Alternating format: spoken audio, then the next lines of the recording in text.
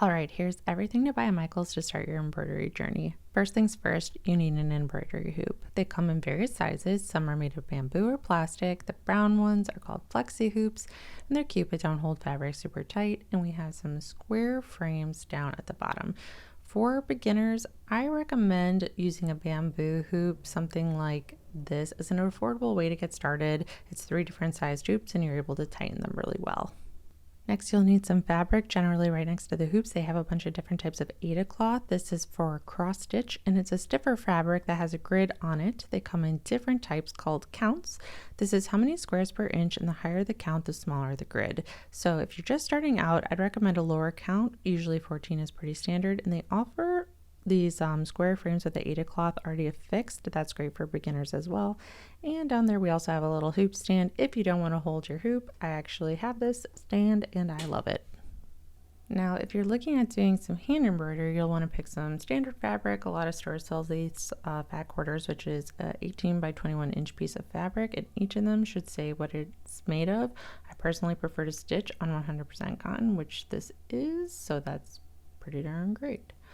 Okay, so now that you have the hoop and fabric, you need some needles. If you're doing cross stitch, I would get a tapestry needle. They have a blunt tip, but if you're doing embroidery, you'll need some sharps. Embroidery or crewel needles have a longer eye. DMC sells them with different sizes. That's the number in the blue square. They come in sizes 1 through 12, with 1 being the thickest and 12 being the thinnest. I'd suggest starting with a variety pack so you can see what you'd like. While definitely not necessary, I do love my embroidery scissors, so I mean, why not? They're cute.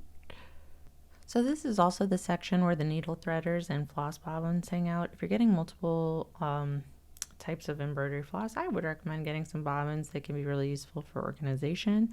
And now we will do that. We'll pick out our floss colors.